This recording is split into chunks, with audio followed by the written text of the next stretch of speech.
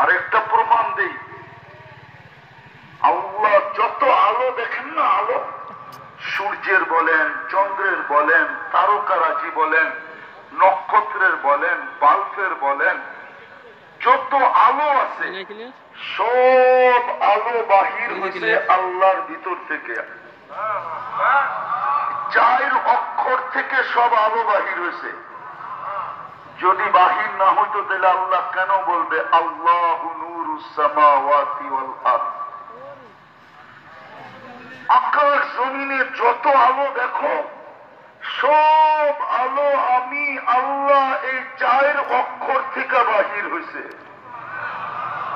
এই জন্য বলতেছি 4 অক্ষরের যে 40 নেকি, এটার কাঠিটা অনেক বড়, ওজনে সমান, কিন্তু কাঠি তুলার কাঠি যেরকম বিরাট বড়, কিন্তু বাটকারাটা ছোট, কিন্তু ওজনে দুটোটা কি সমান। তো যেটা বুঝাইতেছিলাম আমার কথার, যে দুনিয়ায় আমি কি দ্বারা পরিচিত, দুনিয়ায় মানুষও হাজারো জিনিস দ্বারা পরিচিত, এটা আমার বিষয় না। দুনিয়ায় মানুষ হাজারো জিনিস দ্বারা পরিচিত হইতে পারে, কিন্তু আমার বিষয় হইল আল্লাহর কাছে আমি কি দিয়া পরিচিত।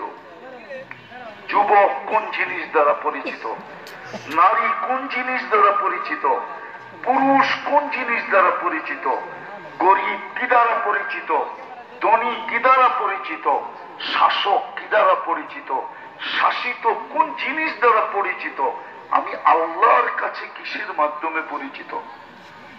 দুনিয়ার পরিচয় আমার বিষয় না, দুনিয়া আপনি কে এটা আমার দেখারও বিষয় না, জিজ্ঞেস করারও বিষয় না।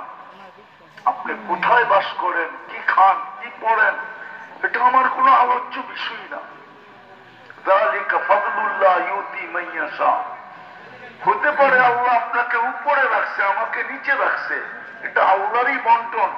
বিদায় এটা নিয়ে আমার কোনো চিন্তাও নাই, ভাবনাও নাই, ধারণাও নাই, কোনো সে নাই। আমার তো আলোচনা হলো আল্লাহর কাছে আমি কি দ্বারা পরিচিত। কেননা আমি আসছি কার কাছ থেকে? আল্লাহর কাছ থেকে আসছি। আল্লাহ যদি আমাকে অস্তিত্ব না দিতেন তাহলে আমার অস্তিত্ব হতো না। এই জন্যই তো আমাদের নবীজি সারাদিন দোয়া করতেন, পরে সবাই দোয়া করতেন আলহামদুলিল্লাহ ইল্লাযী খালাকানি ওয়া লাম আকু শাইআ।